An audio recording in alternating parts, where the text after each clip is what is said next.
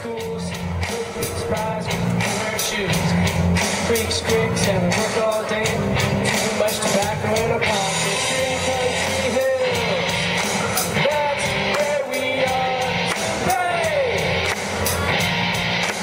Living in Greene Countrie Hills, Greene Countrie Hills, rolling like a crazy village.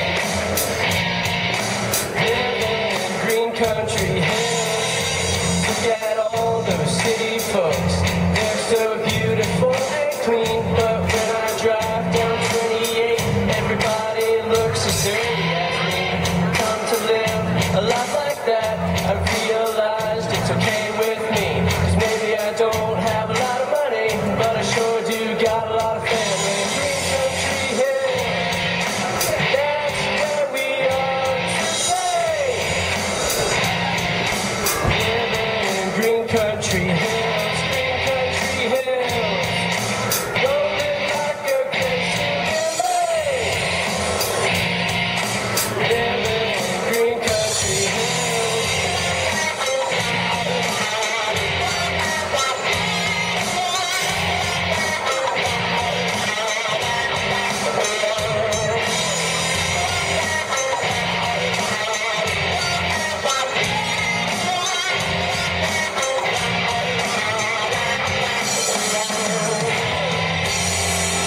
Greene Countrie Hills. A little bit higher than Ross County Hills, I guess. At least, we do have shoes.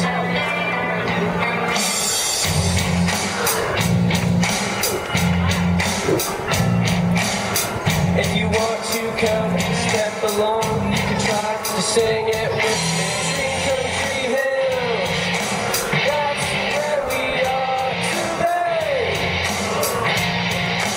Living in Greene Countrie, Greene Countrie Hills, rolling like a crazy village.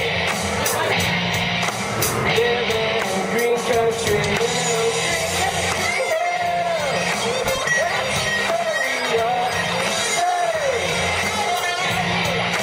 Living in Greene Countrie, Greene Countrie Hills, rolling like a crazy village. Living in Greene.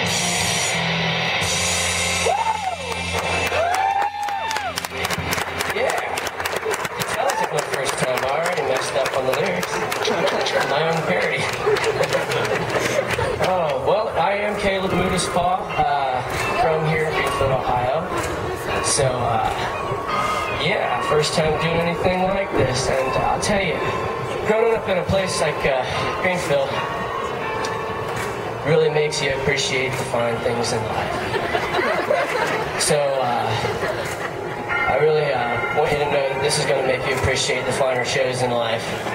This is my first time, and so I want to go ahead and ask everybody, knowing that this is my first time, please hold on to your fruits and vegetables until after the show. That way I have a chance to redeem myself halfway through in case, I do decide to stop or something. Yeah, what it is backstage after the show, there's a big white wall with a really big red target on it. And I'm going to be back there in front of it after the show. And for $1 a pop, you can have a go at me, okay? So, gonna help the economy of Greenfield a little bit. Got to save a lot back here, grab you some nice vegetables, whatever, hang on to them, come back here for $1 a pop. I know, they're charging me to throw their food at me. I got to make a living somehow. I mean, there's a reason this show is free. That's the reason we're having a pitching tournament back here afterwards. And living in a small town, I've been living here most of my life, and I've really learned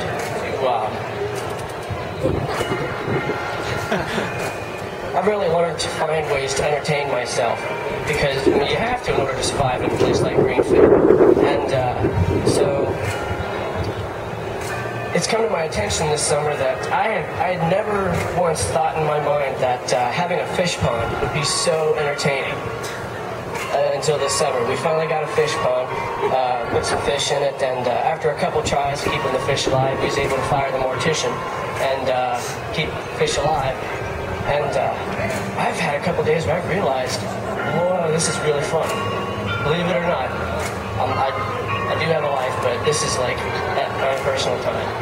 we have a window, looks out to the patio of the house, out to the fish pond, and I find myself staring at the fish, because the fish, they do some of the craziest things. Like, they'll be in there and they'll be picking at leaves and stuff in the water, and I've seen them pulling twigs into the pond before. And I'm thinking, these guys are like really having at it, they're having fun in this little like foot diameter, little pond. And on top of that, I've noticed sometimes we've got a little fountain that runs down the water, or runs down the rocks, there's water in there, and the birds every now and again will come and they'll play, they'll get wet in the water, they'll bathe, and they'll have fun. And on top of that, we've got cats. We've got so many neighborhood cats, Jiminy criminy. But they will come and they'll lay around the pond and watch the fish, watching the birds. And it's hilarious. These guys they're all having such a blast around this little fish pond. And I am too, because on top of that, I'm watching the cats, watching the birds, watching the fish play. And it's just this really great cycle. I'm sitting in the kitchen going, whoa, I really need a life. I've got to find something to do. And so I really realized that the fish pond can be so much more fun than they get credit for. Coffee entertains me. Yeah, we got some coffee lovers out there. I heard that. Coffee is wonderful. God's provision. It's wonderful. I think in Genesis he should have put, in that first week God created the Arabica coffee bean, and it was good. I love coffee. And in sophomore year of high school, I found myself one morning before class started, waiting for the bell, had me a cup of Joe, and the cup was empty, and finished it, and I was thinking to myself, man, what am I going to do for the next 20 minutes? What am I going to do with this cup of coffee? So what I did, though, is, have you ever done this? You ever take the coffee cup when it's empty, you blow into it until it swells up, and then it pops in your face? I do that so much. I can kill hours at a time doing that. It is great. I'm sitting there, and it's like, it's so much fun. I get a kick out of that. So my buddies come in and they're like, dude, you need to get a life. I'm like, yeah, I know. But have you tried it? And they're like, no. It was really good, really fun. But no, I love coffee. I mean, maybe you're here to try McDonald's coffee. Okay, practically everyone. Come on, it's McDonald's. It's Greenfield. It's a monopoly here in town. No, not like a video game. Actually, not a video game. It's a board game. Video games are annoying. They annoy me anyway. I like board games. They're old school. But anyway, yeah, McDonald's coffee. Gee, good Lord, that stuff is hot, and it stays hot forever. You could order it at 8 in the morning and drink it at 8 in the morning the next day, and it'd still be hot. I mean, I wonder how they get it that hot. I mean, there's nothing earthly about that coffee. My best guess is water comes from hell. I mean, it's the only explanation I have for how hot it is. Get an order in, we got an order for a large coffee. Manager just takes an escalator down to hell, goes down to hell, he walks into Satan's workshop. Satan's in there working out. Just dripping sweat into a cup. The guy just comes down there, hang on there, Satan. Alright, thanks. Catch you later. And they hold it empty at the desk.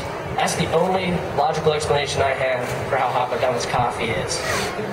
Hell water. Satan's sweat. So I'm involved around coffee because I'm hanging out with my friends all the time, and that's all we ever do. We just get cups of coffee, we drink it all the time. But that's how I mostly keep myself entertained, is around my friends. And we're cruising around a lot. And sometimes you may even see us driving around. We like to row the van around the streets. I'm driving, got my buddy out the window with an oar. We got an oar at Walmart one time, so we're always cruising around, rowing. Get on the highway and we're picking up speed, and he's like, dude, go faster. I'm like, I'm rowing as fast as I can. And it reminds me of one night I was at my buddy's place, and it was like 3 in the morning. And we were sipping on some coffee at my buddy's grandparents' place, and I got hungry, so I asked him, I said, dude, you got anything to eat around here? He's like, well, I think we got some chicken in the freezer. So I'm like, okay. So I went and I grabbed some chicken out the freezer, and there's like plastic bags you get at Bob and Chuck's, community markets. You know, they have the food and stuff. That's what was in those deli bags. So I go in there and I'm like, dude, can I heat this in here?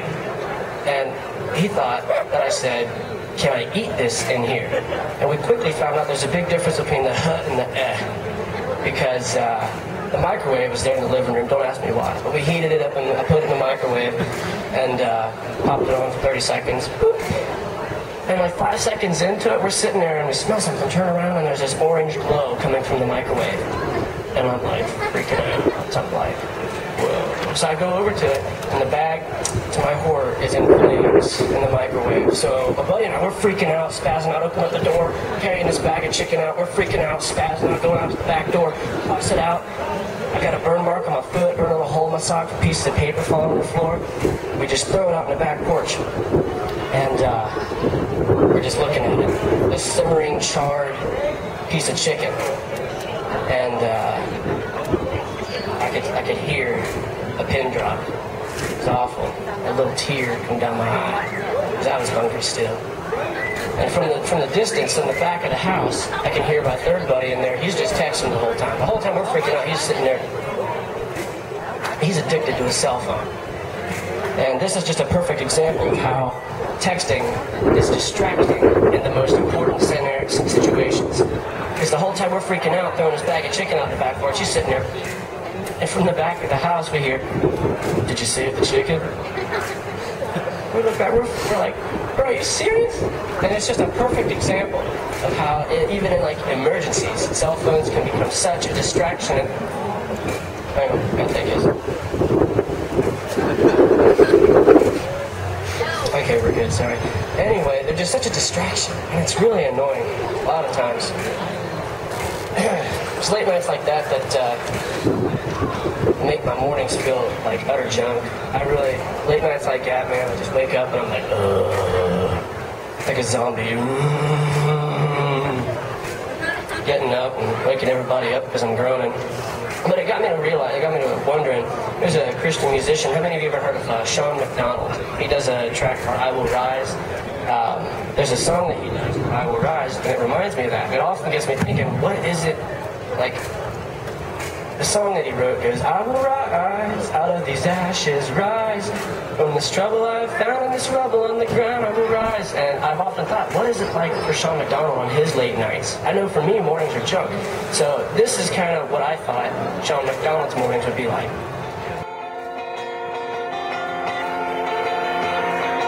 I will rise, out of this bed I'll rise, through this pillow covers on the ground I will rise, because she who married me is yelling from the stairs, don't make me come up there, so I'll rise. And sometimes her arms don't wake me up, so my wife goes and fills up a cup, and she comes in and splashes my face, and that's how I start out my day. I will rise, out of this bed I'll rise, through this pillow I found, these covers on the ground I will rise, because she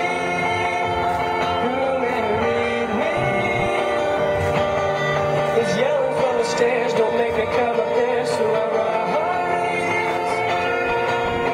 Sometimes I will hit the snooze, thinking I have nothing to lose. So I'll lay down and I'll close both my eyes, till from somewhere my wife cries, get up, rise. I said, get up, rise. You need to take the kids to school and leave me at the pool until 9. So I'll rise, out of this bed I'll rise, from this pillow I found, these covers on the ground I will rise, because she who married me is yelling from the stairs, don't make me come up there, so I'll rise. I'll rise, out of this bed I'll rise,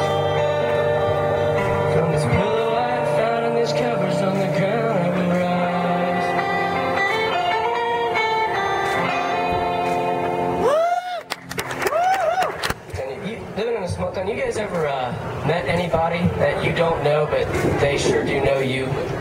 I do that all the time. Living in a small town, everybody knows everybody, except me. I don't know anybody. And I've had that happen so many times. The other week I was in the gas station, I was in there getting a soda. Dude come in, he's like, "Hey man, how you doing? Doing all right?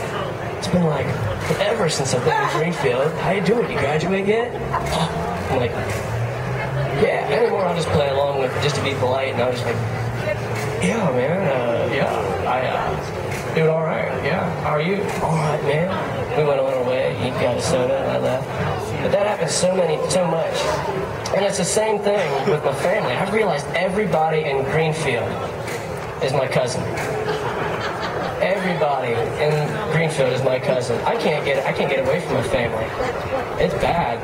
We'll be driving down the road, my dad will be like, "Hey, look over there, here's your cousin." I'm like, "Is Cletus over there?" And he's like, "Yeah." I'm like, "Oh, well, learn something new every day." Or I guess it really isn't new. I find out a new cousin every day. It's terrible. The other day, I was actually having an argument with my buddy about it in the car one day. He's cruising around, joshing around like I normally do, and he's in the car. He's like, "Dude, everybody in Greenfield is your cousin. It's like, you can't get away from them." I'm like, "Dude, no." I was kind of in denial, because I really don't like the thought of everybody being my family. And he's just like, "Dude, everybody's your cousin." I mean, I hear it constantly. And I'm like, "Dude, not everybody is my cousin. Cool down about it, man. Cool your jets." No sooner than I said that, we pulled up to a stop sign, and from the distance at a gas station off to our left, we hear, "All right, then, don't say hey to your cousin." We look over, and I'm like, "Oh, cousin." He's like, "I know." I'm just like, "Shut up." Can't get away from him. You just can't get away from him. I'll tell you one thing, too, is I'm very forgetful. I forget so much so quickly, it's sad. And it's really kind of scary, because it's, I'm too young to be forgetting. I'm too young to be this forgetful. I mean, typically, people don't start really losing their memory stuff till like 60s, 50s, 60s. Okay, I see a couple people already grabbing their tomatoes. They're getting ready. Just insulted their age. It's okay. Yeah, I forget things so quickly. And often, shoot, what was I going to talk about? All right, I remember. I still have forgetfulness. I forget things so quickly. And honestly, it's made me question how long I'm going to live. You know, like, hey, what if I aged too fast or something? Maybe I've aged faster than most teens, I'm forgetting things already. Kind of quick in the life cycle. And, this next song I'm going to do is, it's just kind of question, what would it be like if I died early? Like if I died young? What if I died young? What would it be by? How would I have died young? Being forgetful just makes me think about this sort of stuff. So this next song just kind of events that. I hope you don't mind if I sit down for this one. I'm actually going to use my words too. This is a new song.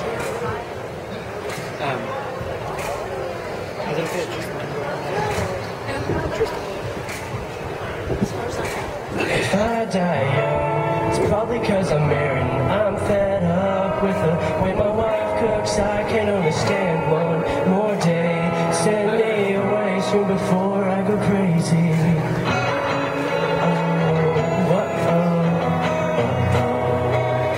Make me a dinner, cook it like my mother. I know I'm safe, but I'm not dying of hunger. Well, life ain't always what you thought it ought to be. No, food ain't even good.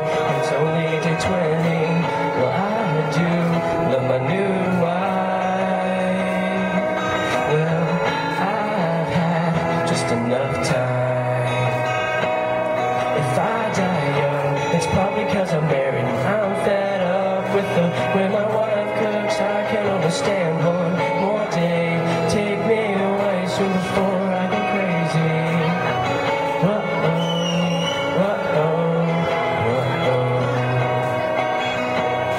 And I'll be wearing white when I come into your kingdom, cause I probably ate her food like a knuckle chicken finger. I've been a fan of microwave meals, but I've turned There's a market here in town, thinking about shopping for some food I could eat while she's away and I think she heard me. Oh, now she looks angry. If I die young, it's probably 'cause she killed me for talking about all of her bad cooking. She put me in a closet all night, walking away with the key to the pantry. Oh no, oh no, oh no. Oh no, oh no, oh no. So many eat your wise meals and don't say a word. Many eat your wise meals and don't say a word. If I die young, it's probably 'cause she killed me for talking about all of her bad cooking. I can understand one more day. Please send me away before I go crazy.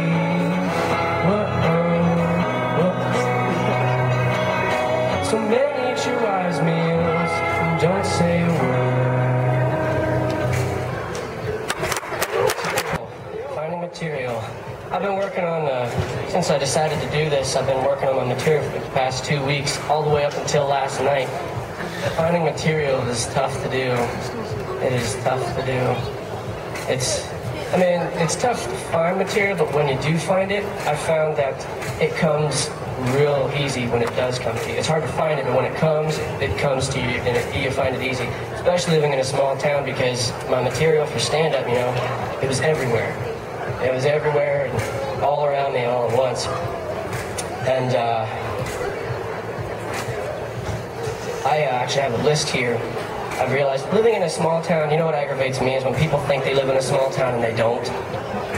And it's like they have no idea what small town America is. Greenfield is a small town. This is a couple reasons that you should think about if you think you live in a small town and you don't.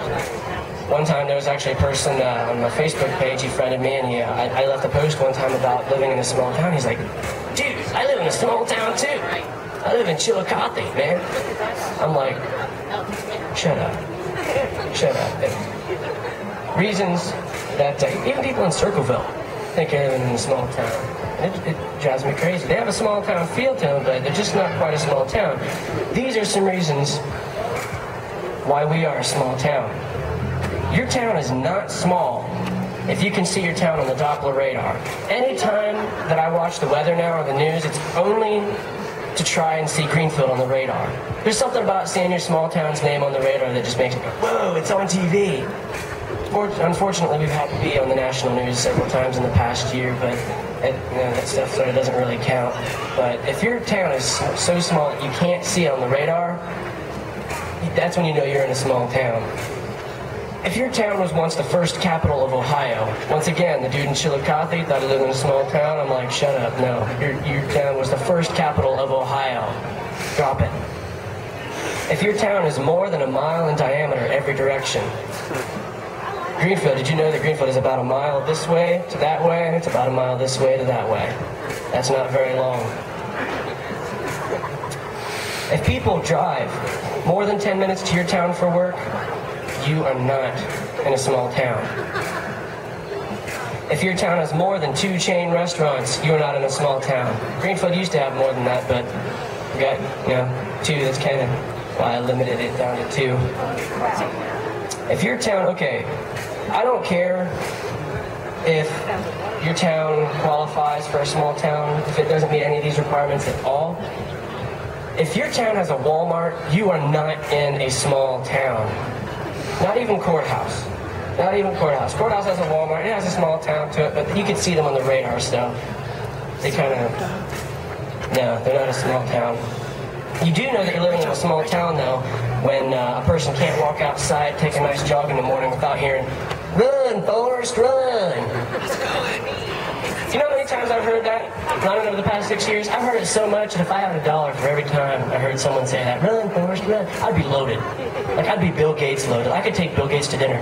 I mean, it's ridiculous. There's always going to be that one guy, in that morning in your workout, it's going to come out. Run, Forrest, run! I just continue on running. I've learned to ignore it. I'm just sitting around. I'm like, yeah, congratulations, you saw the movie. Okay, cool, we get it. I'm running. Yes, I am running. Oh, it's annoying. But there's always going to be that one guy living in a small town. Now, at this point, though, I kind of want to get serious. A lot of people don't take me serious. But I wanted to get serious with you at this point. I shouldn't be able to do what I do.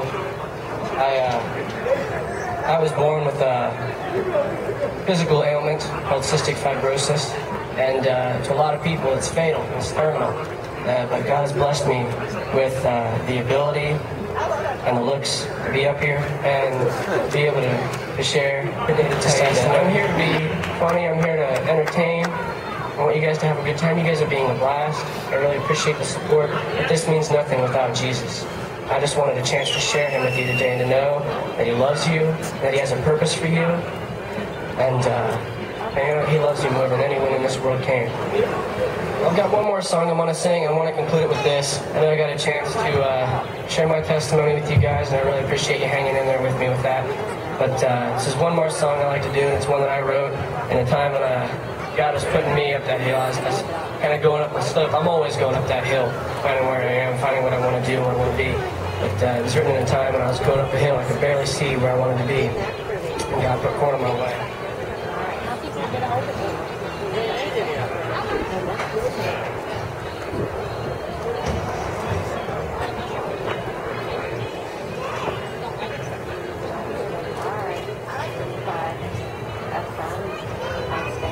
Got the pig.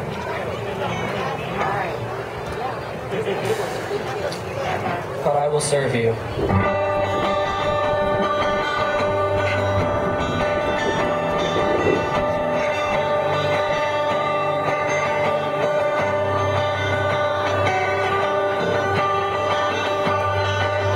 I'm out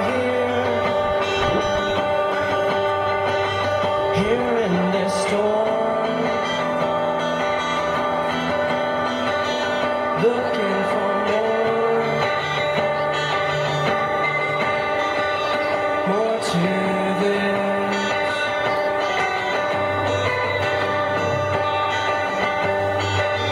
I'm out here looking for love.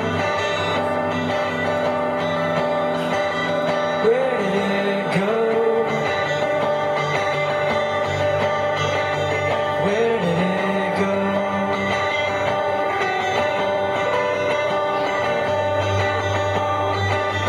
But you came and spoke to me and gave me something heavenly.